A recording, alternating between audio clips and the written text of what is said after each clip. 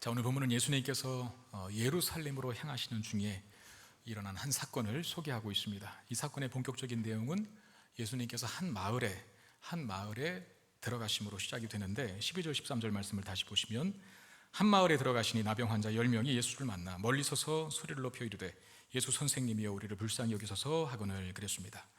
예수님이 들어가신 마을에 나병 환자들이 있었다는 것이죠. 제가 옛날에 살던 그 어렸을 적에 지내던 동네에 그 동네에서 비춰지는 바라보는 먼 산이 하나 있거든요. 어른들이 거짓말인지 아니면 놀려먹으려고 하는 말인지 사실인지는 잘 모르겠지만 그 산 뒤에 넘어가면은 마을이 하나 있는데 소위 나병 환자들만 사는 곳이다. 되게 기괴한 모습을 하고 사는 사람이 많으니까 되게 무섭다. 거기 절대 가지 마라고 하는 얘기를 들었던 적이 있어요. 그게 사실인지 팩트인지는 모르겠지만 옛날에는 이제 지금은 한센시병이라 그러고 뭐 문둥병이라고 하지 않았습니까? 그 말이 조금 어감이 좋지 않아서 이제 나병으로 바꿨는데 그 나병 환자들이 한 곳에 모여 살죠. 구약의 이스라엘도 마찬가지였습니다. 이스라엘 백성들도 왜냐하면 구약 율법의 이 나병이 부정한 병으로 여겨져서 사회에서 이제 이 나병 환자들은 격리가 됩니다. 그러니까 나병 환자들끼리 집단 생활을 하는데 사람들의 눈을 피해서 지인들만, 그러니까 자신들만의 어떤 거주지를 형성해서 살았던 것이죠. 이 10명의 나병 환자들이 예수님을 보고 멀리서 서서 소리친 이유도 있겠죠. 가까이 못 가니까 멀리 서서 소리치는데 예수 선생님이여 우리를 불쌍히 여기소서라고 그렇게 소리를 쳐 외칩니다. 그러니까 예수님을 자신들의 유일한 소망으로 여기면서 절박하게 치유를 외치고 있다는 것. 그러니까 이들도 예수님의 소문을 들어서 알고 있기 때문에 이렇게 하는 것 아니겠어요? 그냥 엄한 사람한테 막 부르면서 선생님이 우리를 불쌍히 이것만은 안 할 거 아닙니까? 근데 예수님이 누구신지를 알고 있었고 어느 정도는 듣고 있었다는 것이죠. 여러분, 이 사람들의 삶을 한번 생각해 보시길 바랍니다. 우리가 그렇게 되면 안 되겠지만 우리 안에 나병 환자와 같은 그 문제가 있다면 뭘 먹은들 뭘 들은들 기쁠까요? 기쁜 게 없겠죠. 뭘 먹어도 맛있는 게 없겠죠. 내 안에 나병이라고 하는 큰 문제가 있는데 뭘 먹으면 맛있겠으며 뭘 들으면 기쁘겠습니까? 아마 남북 통일에도 기쁘지 않고 뭐 이 땅에서 금강석이 발견된들 기쁘겠습니까? 오늘 손흥민 선수가 해트트릭 했다면서요? 그거 기쁘겠어요? 우리만 기쁘지? 나병이라고 하는 질병을 안고 있으면 자신과는 아무 상관없는 일이 되고 말 겁니다. 나병에 걸려있는 한 그렇다는 거죠. 그런데 이들에게 기대와 소망을 주는 소식이 하나 있었어요. 예수님이 오신다는 소식이었고 예수님이 그들의 가슴을 뜨겁게 만들고 있다는 겁니다. 다른 그 무슨 소식을 들어도 그들의 가슴이 뜨거워지지 않을 텐데 예수님이 오시는 소식을 들었을 때는 가슴이 뛰고 큰 소리로 예수님을 향해 외치고 있다는 거. 왜? 치유될 수 있다는 기대 때문 아니겠습니까?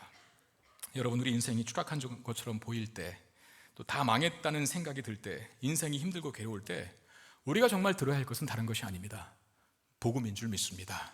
예수에 관한 소식. 왜? 예수님만이 우리의 유일한 소망이 되시기 때문에 그렇습니다. 사실 유대인들은 예수님에 대해서 우리가 보았지만 그렇게 호의적으로 반응하지 않았잖아요. 특별히 사회적으로 뭔가를 가진 자들, 예를 들어서 바리새인들이라든지 서기관들, 그 시대의 그 사회, 유대 사회에서 굉장히 높은 사람들이거든요. 그러니까 사회적으로 많은 소유를 가진 사람들은 예수님을 자꾸 몰아냅니다. 예수님을 적대적으로 대합니다. 바리새인과 서기관들이 그들이었어요. 그런데 나병 환자들은 절박하게 예수님을 찾고 예수님께 부르짖는다는 것이죠. 세상적으로, 사회적으로 어쩌면 바리새인과 서기관들은 비교도 안 되는 그야말로 버림받은 자나 다름없었던 이 사람들이 그들의 입에서 예수님을 찾는 절박한 함성이 울려 퍼지고 있다는 것을 봅니다. 그렇습니다, 여러분. 우리에게 주어지는 어려운 상황은 그것이 경제적인 문제든 아니면 건강상의 문제든 아니면 인간관계의 문제든 그 어떤 문제든 간에 나병과 같은 문제가 내 인생에 올 때 그 문제는 예수님을 목청껏 부르라는 신호고 예수님을 제대로 만날 수 있는 기회인 것을 기억하십시오. 나락으로 떨어지지 않으면 예수님 절박하게 안 부릅니다. 하나님은 우리가 우리 인생이 우리 스스로 힘으로 살 수 없다는 것을 가르쳐주고 싶거든요. 알기를 원하시거든요. 너는 나를 의지해야 돼. 내 안에서만 행복할 수 있어라고 하는 사실을 알려주기를 원하시는 거예요. 그래서 때로 우리에게 경제적인 문제, 건강상의 문제, 관계의 문제, 나병과 같은 질병을 허락할 때가 있어요. 그때 하나님을 목청껏 부르십시오. 우리 하나님을 제대로 만날 기회로 알고 그 하나님께, 우리 주님께 모든 소망 둘 수 있는 저와 여러분 되시기를 바랍니다. 그러면 아무리 칠흑 같은 어둠 속에서도, 가장 절망적인 상황 속에서도 우리의 소망이 되는 예수님의 이름을 통해서 반드시 우리의 문제가 해결되는 놀라운 응답을 경험하게 될 줄로 믿습니다. 자신들을 불쌍히 여겨달라는 이 나병 환자들의 호소에 예수님이 어떻게 반응하시는지 14절 말씀 보겠습니다. 보시고 이르시되 가서 제사장들에게 너희 몸을 보이라 하셨더니 그들이 가다가 깨끗함을 받은지라 그랬어요. 나병 환자들에게 예수님이 제사장들에게 가서 너희 몸을 보이라, 제사장들에게 가서 너희 몸을 보이라 라고 말씀하시는데, 왜 제사장들에게 가서 이 몸을 보여야 하냐면, 아시는 분은 아실 거예요. 이 나병 환자들이 나병이 다 치유됐다는 사실을 판단했을 때에는 그 판단자가 제사장입니다. 그러니까 제사장에게 가서 나병이 다 치유받았다는 최종 완치 판정을 받아야 돼요. 그게 율법의 규정이에요. 그러니까 이 사람이 다 나았다는 제사장의 승인이 있어야 가족에게로, 사회로 돌아갈 수 있는 겁니다. 그러면 예수님께서 선생님이여 우리를 불쌍히 여겨주십시오 라고 외치는 나병 환자들을 향해서 제사장에게 가서 내 몸을 보이라 라고 말한 것은 사실 뭘 하나를 건너뛴 거죠. 뭘 건너뛰신 것입니까? 치유하는 과정을 건너뛰신 것이죠. 우리가 여태 복음서를 통해서 보았지만 예수님이 누군가를 치유하실 때에는 고침을 받으라 라고 선포를 하신다든가 아니면 직접 만져주신다든가 하는 방법, 이 치유 과정이 있었거든요. 근데 오늘 본문에서 나병 환자들을 고치는 과정 속에는 이 치유 과정이 생략되어 있어요. 왜 그랬을까요? 뻔하죠. 답은 이들의 믿음을 보기 위함입니다. 주님의 말씀에 순종하는지 그 믿음을 보기 위함에 치유 과정을 건너뛰고 여전히 나병이 그 몸에 창궐해 있음에도 불구하고 가서 제사장에게 내 몸을 보이라라고 명령하신 거거든요. 만약에 이 나병 환자들이 제사장에게 가서 몸을 보이라는 예수님 말씀을 믿지 못했다면 갔을까요? 안 갔을까요? 안 갔겠죠, 당연히. 그리고 대신 예수님 향해서 이렇게 말했을 겁니다. 고쳐줘야 가죠. 고쳐줘야. 몸은 여전히 나병으로 뒤덮고 있는데 어떻게 갑니까? 라고 반문했을 거예요. 그런데 오늘 본문에 이 나병 환자들은 어떻게 합니까? 고쳐줘야 가죠 라고 하고 안 가고 있을까요? 아니면 갔을까요? 자, 14절에 그들이 가다가 라고 되어 있습니다. 예수님 말씀에 믿음으로 반응한 것이죠. 그 믿음으로 반응한 이 10명의 나병 환자들이, 믿음으로 순종한 이 10명의 나병 환자들에게 어떤 일이 벌어집니까? 가다가 깨끗함을 받은지라, 치유를 경험했어요. 여러분 기억하십시오. 기적을 일으키는 믿음은 반드시 순종을 동반합니다. 내가 아무리 믿는다고 떠들어대봤자 주의 말씀에 순종하지 않으면 그건 믿음이 아니에요. 하나님, 제가 여기서 뛰어내려도 안 죽을 줄 믿습니다. 주님이 나를 지켜주시기 때문에 전 믿습니다 라고 해놓고 주님이 뛰어내려봐 라고 하면 안 뛰어내린다면 그거 어찌 믿음이겠습니까? 주님이 내가 여기 뛰어내려도 나를 지켜주실 것이야 라고 하는 믿음이 있으면 순종으로, 예수님이 뛰어내리라고 말씀하셨을 때 순종으로 그 믿음이 진짜인 것을 보여줘야 돼요. 그리고 순종으로 확증된 진실된 믿음은 반드시 기적을, 하나님의 능력을 체험케 하는 도구가 됩니다. 성경은 그런 내용들로 가득 차 있거든요. 범람하는 요단 강물 앞에 이스라엘 백성들을 세워놓고 먼저 발을 담그라, 그러면 내가 갈라줄게 라고 요구하시는, 이스라엘 백성들이 가나안 땅 초입에서 요단강을 건너가야, 요단강을 건너야 가나안 땅에 들어갈 수 있는데 그 많은 날들, 건기 때는 다 그냥 지나가고 비가 잔뜩 와서 요단강물이 범람하는 그 시점에서 그 앞에다가 세워요, 이스라엘 백성들을. 요단강물이 범람해서 발 담그면 휩쓸려서 죽는데 하나님은 그들의 믿음을 보시는 것이죠. 발을 담가라, 그러면 마른 땅처럼 건너게 될 것이다 라고 말입니다. 난공불락의 요성인 여리고성을 무너뜨리기 위해서 매일 한 바퀴씩 7번씩 돌라 라고 말씀합니다. 어떻게 그 강력한 성이 7번 돈다고 무너집니까? 믿음으로 순종하는 거예요. 풍랑이는 갈릴리 호수를 향해서 배에서 뛰어내리라 라고 명령하시는 예수님의 말씀. 전문 어부 베드로가 밤새도록 한 마리 고기도 못 잡았는데 밤이 아닌 대낮에, 고기를 잡을 수 없는 대낮에 깊은 데로 가서 그물을 내리라 라고 말씀하십니다. 믿음이 없다면 순종 못했겠죠. 여러분 또 아시잖아요. 포도주가 다 떨어진 잔치집에 하인들에게 항아리에다가 뭘 담아 갖다 주라고요? 물을 담아 갖다 주라. 못 믿었다면. 아니, 물을 어떻게 담아 갖다 줍니까? 포도주가 떨어져서 포도주가 필요한데 물을 갖다 주라니요, 맹물을 갖다 주라니요. 믿음이 없으면 안 했을 겁니다. 그러나 참된 믿음은 반드시 순종으로 나타납니다. 이 모든 하나님의 요구가 성경에 이런 요구들로 가득 찬데 하나같이 굉장히 비상식적이고 비합리적인 거예요. 그런데 그 요구와 명령이 무엇이든지 간에 때로는 비상식적으로 들리고 비합리적으로 보여도 그 요구와 명령을 내리신 분이 하나님이시라면,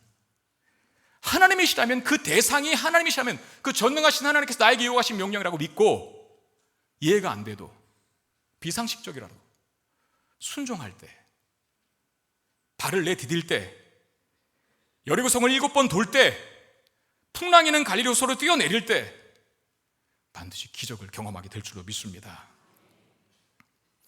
여러분, 각자가 처한 상황에서 각자에게 주시는 이 말씀에 순종했으면 좋겠다라고 하시는 하나님의 말씀은 뭡니까? 어쩌면 대부분 다 우리 사소한 일상에서 얼마든지 순종할 수 있는 건데 우리의 그 작은 겨자씨만한 믿음이 없어서 못하고 있는 문제도 많을 거예요. 겨자씨만한 믿음이 없어서. 열심히 일 잘하고 사업 대박치고 가정 잘 꾸리는 사람에게 갑자기 어느덧 하나님께서 불현듯 나타나서 너 다 그만두고 신학해서 목사 돼, 한국교회 살려, 그런 요구를 하실 때도 있지만 그런 요구는 빈번하지 않습니다. 정상적인 생활을, 일상생활을 잘하고 있는 어떤 사람에게 갑자기 하나님 나타나서 다 때려치고 그만두고 신학해서 선교사 돼, 저기 아프리카 부족으로 가서 복음 전해, 그런 요구를 하실 수도 있지만 대부분 다 그런 거창한 요구보다 우리의 삶의 일상에서 얼마든지 우리가 작은 겨자씨만한 믿음만 있으면 순종할 수 있는 그런 요구들을 늘 해오시거든요. 예를 들면 남편 잘해줘, 아내 화해해, 아이들에게 좋은 엄마 아빠가 되어주라 라는 요구, 사장님에게 직원들에게 잘해줘, 갑질하지 말고, 이런 요구, 이런 명령을 주님께서 우리에게 해주십니다. 그리고 직원들에게, 종업원들에게는 사장님이 보든 안 보든 성실하고 정직하게 일해라, 이런 요구, 나에게 잘못한 사람 용서하라고 말씀하시고 작은 곳으로 먼저 교회를 섬기는 자가 되어라 라고 명령하시는 것, 어렵습니까? 어려운 게 아니에요. 여러분, 제사장에게 가서 내 몸을 보이라, 어렵습니까? 이게 뭐가 어려워요? 비상식적이고 비합리적인 요구는 맞죠. 아니, 지금 나병이 안 났는데 어떻게 깨끗하게 치유됐다는 확정 판정을 내리는 제사장에게 가요? 안 났는데 아직. 그러니까 비상식적이고 비합리적인 요구는 맞지만 그 요구 자체는 어려운 게 아니에요. 가는 게 뭐가 어렵습니까? 가는 게 비상식적이라도 비합리적이더라도 주님께서 우리에게 하시는 요구, 여러분, 작은 겨자씨만한 믿음 갖고 순종하십시오. 반드시 하나님의 은혜와 기적을 경험하게 될 것입니다. 이야기가 여기서 끝나지 않죠. 치유받은 10명의 나병 환자 중에 한 명이 예수님께로 돌아와서 감사를 표하는데 15절 16절 말씀, 그 중에 한 사람이 자기가 나은 것을 보고 큰 소리로 하나님께 영광을 돌리며 돌아와 예수의 발 아래 엎드려 감사하니 그는 사마리아인이라 그랬습니다. 자, 고침받은 후에 10명이 다 고침받았죠. 이 고침받은 후에 예수님께 돌아온 사람은 누구라고 합니까? 사마리아인이라 그래요. 자, 사마리아는 북이스라엘 수도입니다. 이스라엘이 남북으로 갈리잖아요. 남유다 왕국이 있고 북이스라엘 왕국이 있는데 이 북이스라엘의 수도가 사마리아입니다. 이 북이스라엘이 BC 722년에 아수르 제국에게 망합니다. 그런 다음에 이 아수르 제국이 사마리아 땅에다가 이방인들을 잔뜩 갖다 놓습니다. 그래서 이스라엘이 그토록 강조했던 중요시 여겼던 혈통적 순수성과 또 종교적 단일성, 그러니까 이스라엘은 유일신 하나님만 섬기거든요. 당시에 고대 근동은 다 다실론이죠. 다실론, 여러 신들을 한꺼번에 섬기잖아요. 근데 이스라엘이 유일하게 한 가지 신만 섬겼죠. 여호와 하나님. 근데 북이스라엘 수도 사마리아 땅에다가 이방 민족을 갖다 놓으니까 혈통은 말할 것도 없고 신앙도 혼합주의로 변질됩니다. 그래서 남유다 사람들이 이 북이스라엘 사람들을 제일 싫어했어요. 이방인들보다 더. 어쩌면 형제 민족인데도 불구하고 이방인들보다 더 증오했고 미워했던 사람들이 유대인들에게는 사마리아 사람들이었어요. 남유다 쪽에 살던 사람이 북쪽의 갈릴리 호수가 있잖아요. 고기 잡으러 갈 때 사마리아를 중간에 경유하면 빠르거든요. 그런데 일부러 돌아갑니다. 왜? 더러운 땅이라고, 부정한 사람들이 사는 땅이라고, 변절자들이 사는 땅이라고. 그런 증오로 가득한 민족, 유대인들의 증오를 받는 민족, 하나님께 범죄한 민족이 사마리아 사람이었는데 오늘 10명의 나병 환자 중에 한 명이 사마리아 사람이 있었어요. 근데 그가 치유받았다는 겁니다. 그리고 고침받은 10명의 나병 환자 중에 돌아와서 감사한 유일한 사람이 되었어요. 자, 우리는 여기서 두 가지 충격적인 사실을 확인할 수 있습니다. 하나는 하나님의 도우심을 받지 못할 사람 1순위의 사람이 그 고침을 받았다는 거. 왜? 사마리아 사람이잖아요. 변절자들, 우상 숭배한 사람들, 민족적 정통성을 잃어버린 사람들, 게다가 사마리아 사람인 것 자체도 용서받지 못할 죄인 취급 당해도 싼데 나병까지 걸렸잖아요. 나병까지. 우리가 상식적으로 예측할 때 이 사람이야말로 하나님께 폐기 처분당할 1순위의 사람이다. 여러분, 우리가 자동차를 타고 가다가 자동차 사고가 났을 때, 그러면 안 되겠지만 그런 일이 있을 때 어느 정도 견적이 나오지 않습니까? 이거는 정비소에서 고칠 수 있겠다라고 판단되는 차들이 있고, 이거는 안 되겠다, 폐차를 시켜야 되는 것이 유일한 답인 차들이 있지 않습니까? 사마리아 사람들이 그렇다는 거예요. 고쳐서 쓰기에는 너무나 많이 망가져버린 민족, 너무나 많이 망가져버린 사람인데, 그런데 바로 이 사마리아 사람이 예수님의 은혜로 고침을 받게 됩니다. 여기서 우리가 알 수 있는 게 뭡니까? 하나님의 은혜가 뚫지 못할 장벽은 없다는 겁니다. 믿으십니까? 아멘. 하나님의 은혜가 뚫지 못할 장벽은 없다. 가장 극악무도한 죄인에게도 치유의 은혜가 베풀어지고, 가장 해결 가능성이 보이지 않는 최악의 상황 속에서도 하나님 역사하셔서 그 문제를 해결해 주시는 분이시다. 여러분, 우리가 이 지점에서 희망을 가질 수 있게 되기를 바랍니다. 우리가 갖고 있는 지금 문제가 무엇이든 간에, 그게 나의 문제든 남편의 문제든 내 자녀의 문제든 내 일터의 문제든, 포기하고 낙심할 수밖에 없는 어떤 상황일지라도 하나님은 치유와 회복을 만들어내시는 분이시라는 사실을 믿으시기를 바랍니다. 이 말씀을 우리 선포하면서 같이 한번 읽겠습니다. 이사야 43장 19절 20절 선포하는 마음으로 같이 읽겠습니다. 시작. 보라, 내가 새 일을 행하리니 이제 나타낼 것이라. 너희가 그것을 알지 못하겠느냐? 반드시 내가 광야의 길을, 사막의 강을 내리니 장차 들짐승 곧 승냥이와 타조도 나를 존경할 것은 내가 광야의 물을, 사막의 강을 내리니 내 백성 내가 택한 자에게 마시게 할 것임이라. 아멘. 제가요, 때로 목회를 하다 보면 뭔가를 결정하고 선택해야 될 상황이 있거든요. 이게 하나님의 뜻인 것은 분명하고 이게 교회를 유익하게 하는 건데 계산이 안 떨어지는 결정들이 있어요. 답이 안 나오는 결정들. 그때마다 제가 암송한 말씀이 그겁니다. 이사야 43장 19절 20절에 있는 말씀. 광야의 길을 내시고 사막에 강을 내시는 하나님. 하나님 안에 불가능은 없는 줄 믿습니다. 사막에 어떻게 강이 생깁니까? 광야가 어떻게 길이 됩니까? 하나님은 그 일 하실 수 있다는 거예요. 하나님이 하시면 된다는 믿음으로 소망 놓지 말라는 거죠. 사마리아 사람이 고침받은 이 사건이 첫 번째 충격적인 사건이고, 충격적인 사실 두 번째는 뭡니까? 고침받은 10명의 나병 환자 중에 돌아와서 하나님께 영광을 돌리고 예수님께 감사한 사람이 바로 이 사마리아 사람 한 사람뿐이었다는 것이 또 두 번째 충격입니다. 여러분, 여기 이 10명의 나병 환자 중에 한 사람이 사마리아였다면 나머지 9사람은 누굴까요? 어떤 사람들일까요? 유대인입니다. 유대인이라고 하는 말, 유다, 그러니까 남유다라 그랬잖아요. 유다와 베냐민 지파가 한 민족을 이루어서 한 나라가 되는 거거든요. 그러니까 유대인은 사실상 유다라는 뜻입니다. 그 유다라고 하는 이름의 뜻이 뭐냐면 감사와 찬양입니다. 아이러니컬하지 않으세요? 가장 하나님께 감사와 찬송을 잘해야 할 이름 자체가 그 이름인 유다 족속들은, 유다인들은, 9명의 유대인들은 한 명도 오지를 않았어요. 여기서 확인할 수 있는 건 뭡니까? 신앙이 자꾸 변질되는 것 같아요. 어쩌면 뜨겁게 예배하고 뜨겁게 찬양하고 예배 시간에 눈물을 흘리며 감격스럽게 예배하는 사람은 신앙생활 10년, 20년, 30년 했던 오래된 사람이라기보다 이제 막 따끈따끈하게 예수를 믿은 사람들이 더 그런 쪽의 사람들이 많지 않을까 하는 것. 따끈따끈하게 이제 신앙을 가져서 예배 드릴 때마다, 말씀 들을 때마다, 찬양할 때마다 감격적인 눈물을 흘리는 분들, 너무나 귀한 분들이죠. 그런데 왜 오래된 분들에게는 눈물이 말랐나? 오래될수록 더 진국이 나와야 되는 것 아닐까요? 지난 월요일, 화요일 저희 전임 교육자들이 교육자 순회를 갔습니다. 늘 있는 행사인데 하반기 사역을 준비하면서 저녁에 말씀 나눔의 시간을 가졌었는데 한 2시간 반 동안을 같이 얘기했던 것 같아요. 제가 우리 전임 교육자들에게 던진 화두가 그거였습니다. 나는 계속해서 좋은 포도주를 내고 있는가? 이상하게 처음에는 좋은 포도주를 내는 것 같다가도 나중에는 자꾸 안 나오거든요, 그게. 제가 곰곰이 생각해 봤어요. 그게 사실은 자연적인 현상이에요. 왜? 자연적인 현상은 점점 질 낮은 것이 나올 수밖에 없거든요. 좋은 포도주 처음에 냈다가 점점 질 안 좋은 건 나오는 게 당연한 거고요. 처음에는 좋은 고기, 질 좋은 고기 나왔다가 식당에서, 뷔페집에서, 여기 뷔페하는 분들 이해하고 들으시기를 바랍니다. 제가 그런 경험이 있어서 그래요.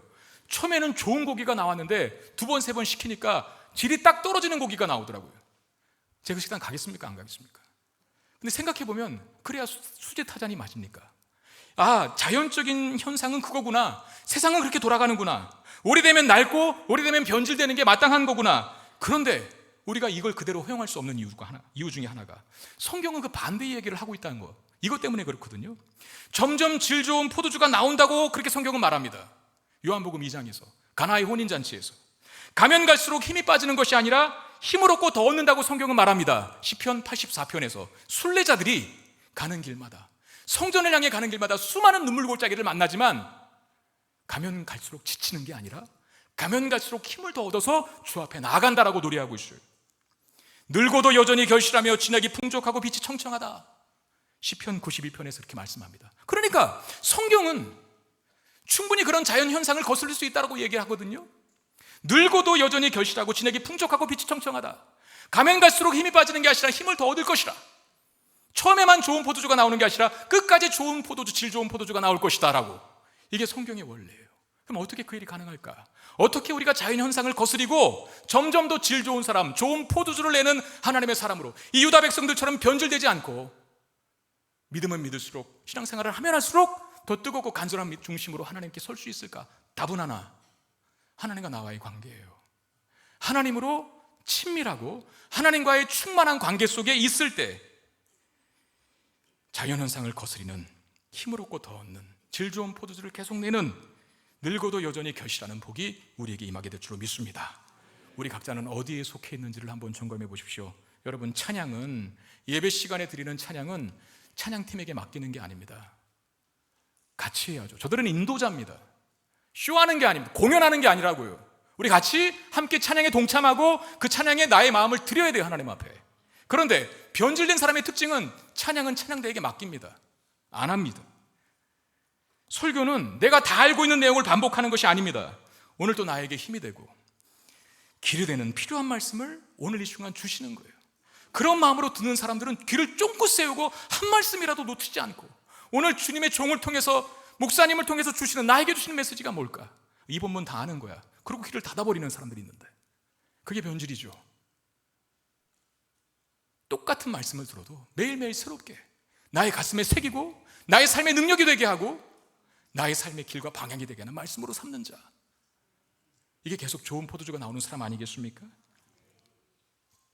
봉사는 추억의 앨범을 만드는 시간이 아닙니다. 오늘 즐기고 누리는 영적인 보람이 되어야 합니다. 제가 제일 싫어하는 말이 뭔지 아세요? 나 다 해봤어. 나도 한때 그랬어. 지금은 왜 안 하십니까? 나이를 점점 잡수시면 주님 만날 날이 더 가까이 오는 건데 더 깨어 있어야 하지 않을까요? 더 열심을 내야 하지 않을까요? 그게 정상적인 거 아니겠습니까?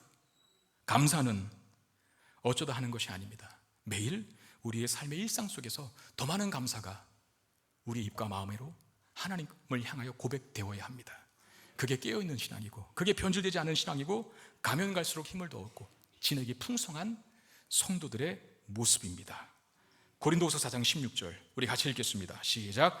그러므로 우리가 낙심하지 아니하노니 우리의 겉사람은 낡아지나 우리 속사람은 날로 새로워지도다. 늙는 건 어쩔 수 없어요. 저도요, 내일 모레면 50이거든요. 이제 2살 깎였더라고요. 만으로 해갖고. 저희 집사람하고 4살 차이인 줄 알았는데 5살 차이예요. 흰머리 생기고요, 주름 생기고. 근데 우리가 거스를 수 있는 건 뭡니까? 우리의 겉사람은 후패해지지만, 낡아지지만 우리 속사람은 어떻게 한다고요? 날로 새롭도다. 바라옵기는 명맥만 유지하는 신앙이 아니라 날마다 예수님 처음 만난 사람처럼 역동적이고 살아있는 신앙생활 할 수 있게 되기를 주의 이름으로 축원드립니다. 예수님께 돌아와서 감사를 표하는 사마리아 사람을 보시면서 예수님이 뼈있는 지적을 하십니다. 17절 18절 예수께서 대답하여 이르시되 10사람이 다 깨끗함을 받지 아니하였느냐? 그 9은 어디 있느냐? 이 이방인 외에는 하나님께 영광을 돌리러 돌아온 자가 없느냐 하시고 그랬습니다.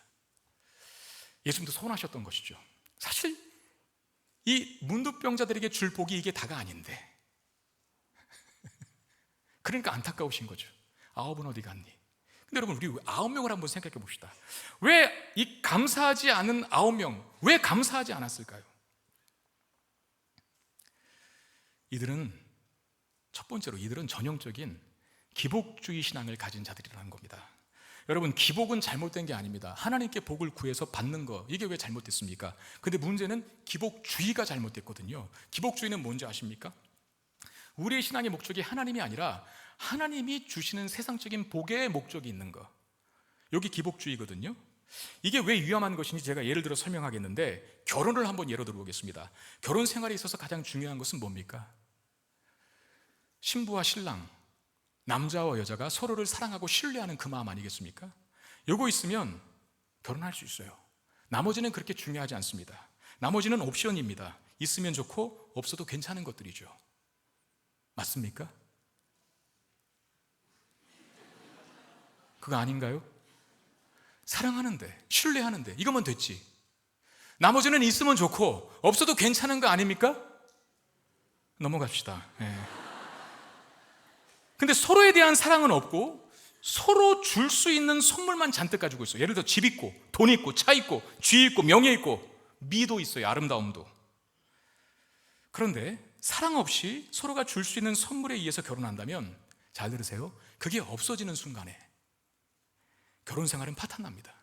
아니, 없어지지 않아도 여러분, 인간은 뭘 가져도 만족이, 기쁨이, 행복이 영원하지 않거든요. 질려요. 다. 미도 질리고 돈도 질리고 차도 질리고 다 질려요. 그게 여전히 있어도 그것 때문에 갖는 기쁨이 내 안에 사라지죠. 그러면 결혼 생활은 파탄 나는 거예요. 자, 우리의 신앙도 그럴 수 있다는 거예요. 내가 하나님을 믿고 섬기는 이유가 하나님을 사랑해서가 아니라 하나님이 나에게 주실 수 있는 어떤 세상적인 복 때문이라면 이것은 진정한 의미에서 신앙생활이 아닙니다. 왜? 이 사람은 반드시 하나님 떠나게 되어 있습니다. 목적이 달성돼도 떠나고 달성이 안 돼도 떠납니다. 달성되면 왜 떠납니까? 얻을 거 얻었다. 그리고 떠나가는 거예요. 달성이 안 되면 왜 떠나갑니까? 하나님 믿어봤자 별거 없네. 그리고 떠나가는 거예요. 그러니까 진정한 의미에서 신앙생활이 아니죠. 우리 교회에도 여러 가지 문제로, 특별히 질병의 문제 때문에 기도를 받고 많은 사람들의 정말 간절한 마음으로 치유 회복을 기다리는 그런 분들이 많이 계세요. 그러다가 정말 치유가 되고 회복이 되는 분들이 계시거든요. 그게 건강상의 문제든 사업의 문제든 뭐 자녀의 문제든 가정의 문제든 간에. 근데 저는 항상 조마조마해요. 그분들 보면 치유가 된 건 기쁜 거 아닙니까? 근데 사실 치유와 회복 이후가 더 중요한 거거든요. 이후가. 문제가 있을 때는 하나님께 매달려요. 그런데 그 문제가 해결되고 난 다음에는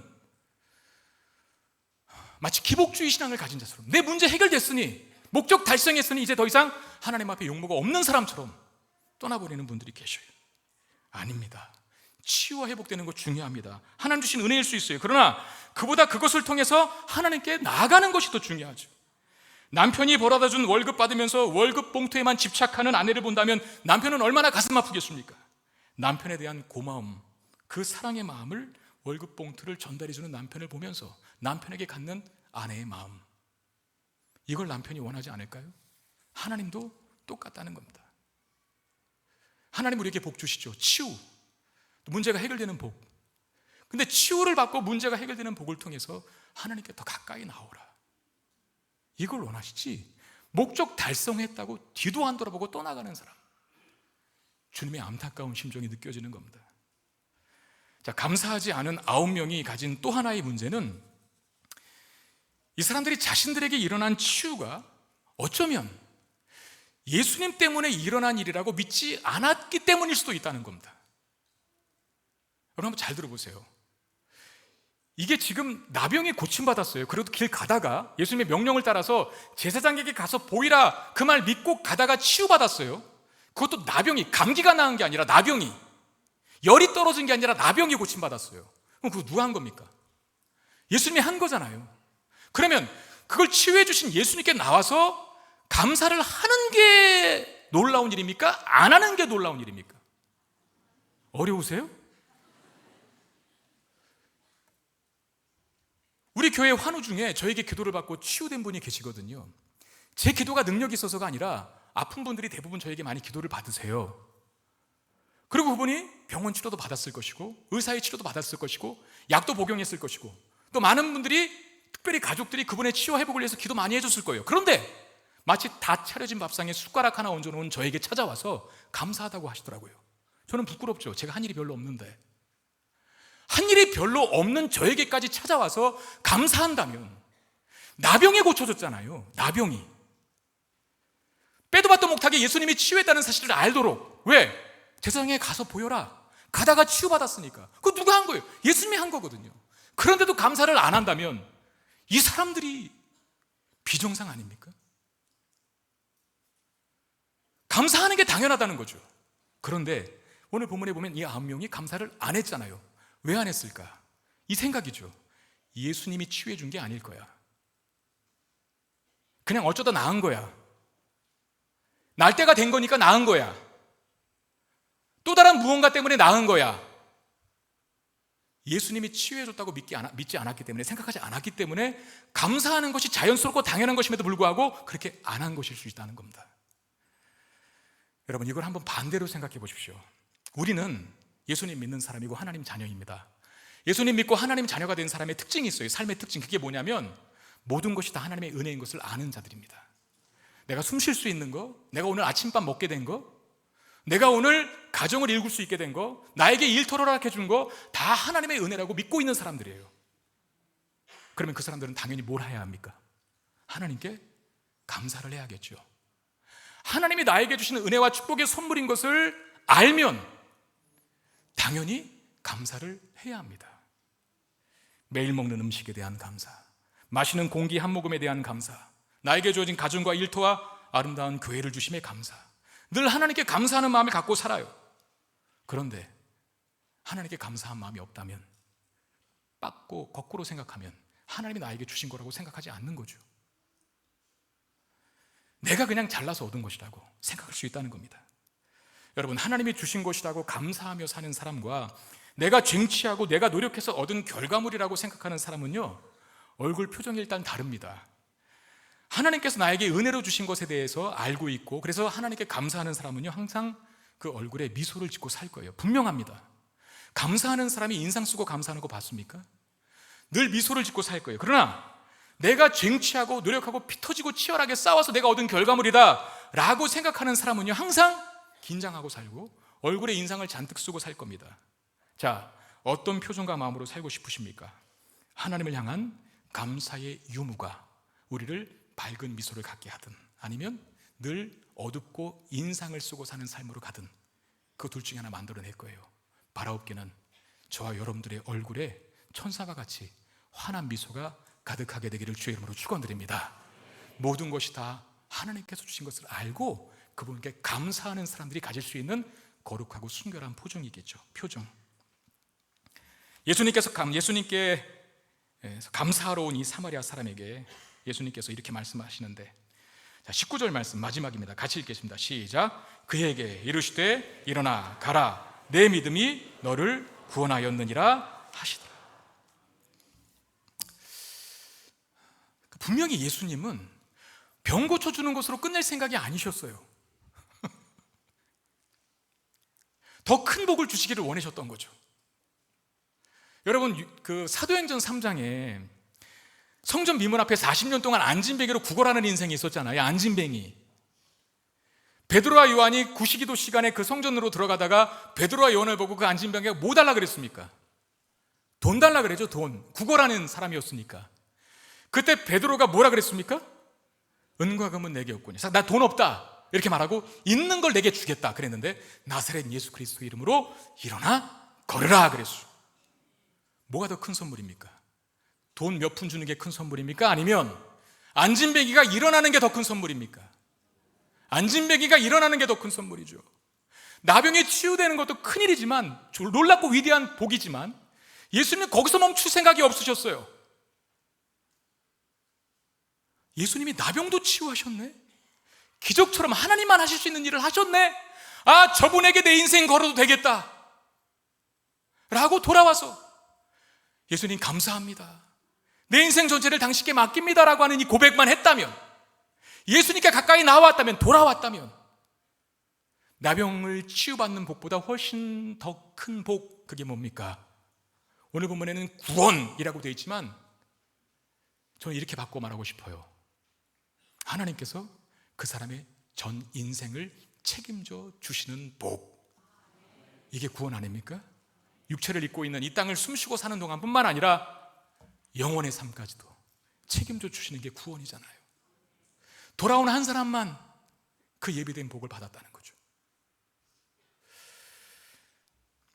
교회도 이렇게 보면은 어떤 큰 문제를 하나님의 은혜로 해결받은 다음에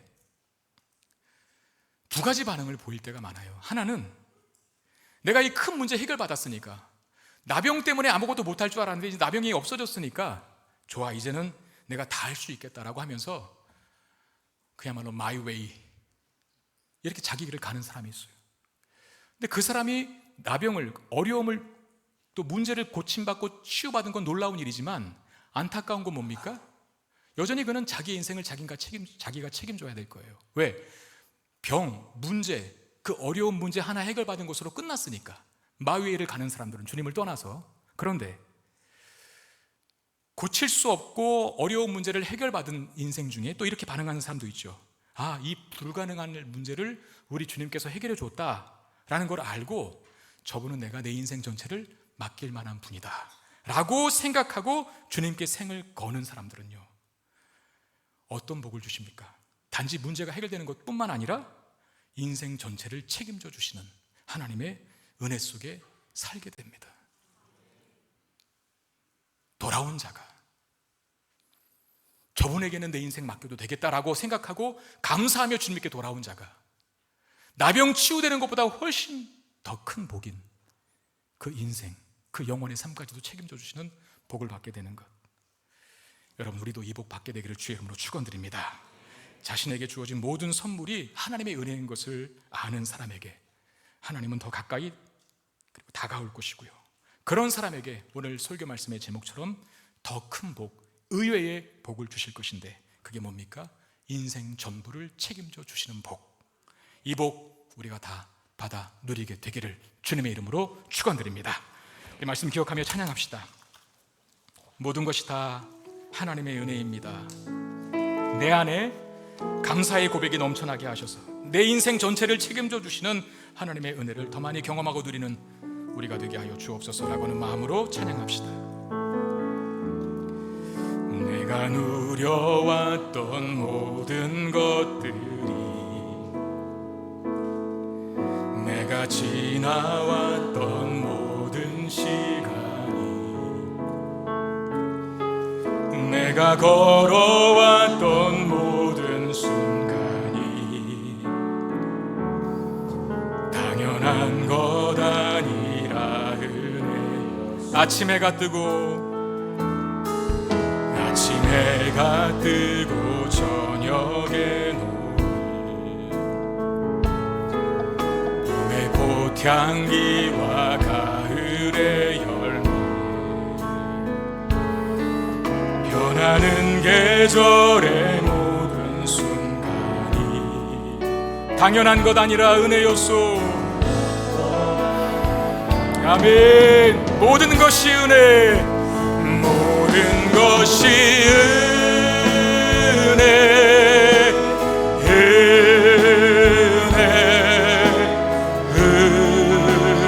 은혜, 한없는 은혜. 내 삶에 당연한 것 하나도 없었던 것을, 모든 것이 은혜, 은혜. 내가 이 땅에 태어나, 내가 이 땅에 태어나 사는 것, 어린아이 시절과 지금까지 숨을 쉬며 살며 꿈을 꾸는 삶,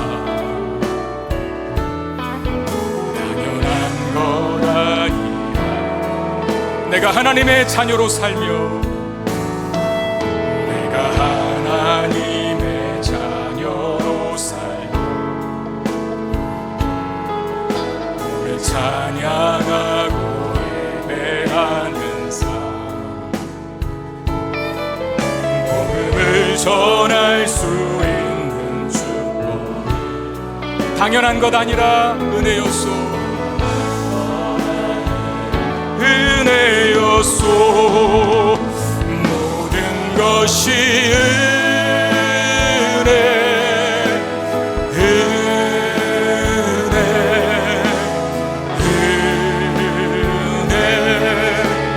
한없는 은혜 내 삶에 당연한 것 하나도 없었던 것을 모든 것이 은혜 모든 것이 은혜 모든 것이 은혜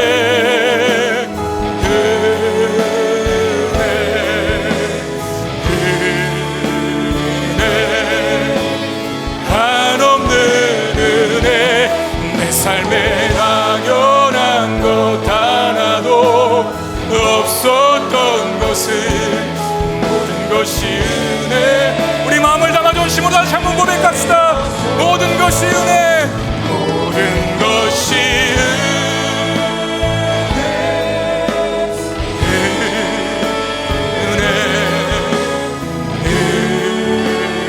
은혜 한없는 은혜 내 삶에 당연한 것 하나도 없었던 것을 모든 것이 은혜였소.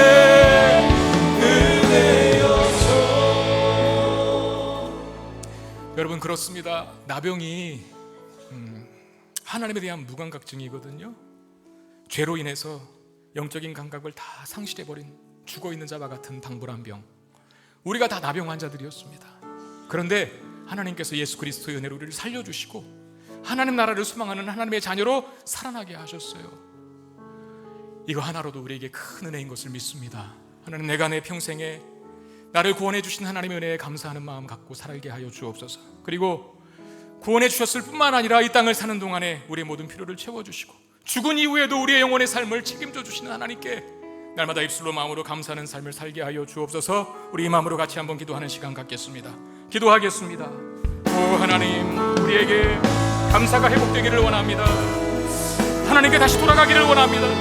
내가 숨 쉴 수 있는 것 내가 밥을 먹을 수 있게 된 것 내가 오늘도 옷을 입고 하나님이 거룩한 교회 공동체에서 말씀을 전하고 하나님 신실하고 순수한 동역자들과 함께 교회를 세워나가는 이 축복 다 하나님께서 주신 복인 줄로 믿습니다. 나에게 가정을 허락하시고 토끼 같은 아내를 허락하여 주시고 토끼 같은 자식들을 허락하여 주시고 주여 아름다운 사람들을 붙여주시며 필요를 채워주시고 이 땅에서의 모든 삶의 필요뿐만 아니라 우리의 영혼의 삶까지도 책임져 주시는 그 하나님의 은혜에 내가 감사할 수 있게 하여 주옵소서. 자꾸 여러 번 주님께로 돌아가 주님 감사합니다. 나의 모든 질병과 나의 모든 어려움과 나의 열악한 모든 죄의 문제를 고치시고 치유하신 주님께 나의 인생을 드립니다 라고 말했습니다. 그 모든 인생을 책임져 주시는 하나님의 의외의 복을 더 큰 복을 그야말로 덤으로 받는 인생들 될 수 있도록 은혜를 베풀어 주시옵소서. 오 하나님 우리 입술에 감사가 넘쳐나기를 원합니다. 주님께 가까이 가게 되기를 원합니다. 그런 자를 만져주시고 축복하시고 놀랍게 세워주시는 복과 은혜를 우리 모두가 다 받게 하여 주시옵소서. 하나 받고 만족하지 않게 하시고 그 많은 9개를 준비하고 계신 주님께 그 복을 받아 누리는 우리 모두가 되게 해 주시옵소서.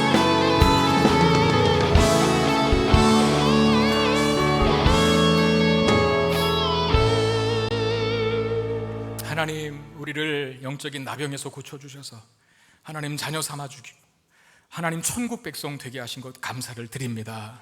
평생을 우리의 입술에 우리의 마음에 감사를 두고 살아도 다 할 수 없는 감사인데 이 땅을 사는 동안에 우리의 모든 필요 또한 채워주시고 그리고 영혼의 삶까지도 보장해 주신 주님 우리 입술에 감사와 찬양의 고백이 늘 넘쳐날 수 있도록 역사하여 주시옵소서. 밥을 먹어도 예수님께 돌아가서 감사하게 하시고 숨을 쉬어도 예수님께 돌아가서 감사하게 하시고 손주를 보면서도 예수님께 돌아가 감사하게 하시고 내가 지금 예배하고 있음에도 예수님께 돌아가 감사할 수 있는 자가 되게 하셔서 우리의 모든 인생을 책임져 주신 하나님의 은혜 가운데 거하는 우리 모두가 되게 해 주시옵소서. 귀한 힘을 받아주시고 하나님 나라와 영광을 위해서 아름답게 쓰여지기를 원합니다. 또 한 주간 당신의 백성들의 삶의 모든 필요를 풍성하게 채워주셔서 우리 입술에 감사와 찬양이 넘쳐나게 해 주시옵소서. 우리 주 예수 그리스도 이름으로 간절히 축복하며 기도하옵나이다. 아멘.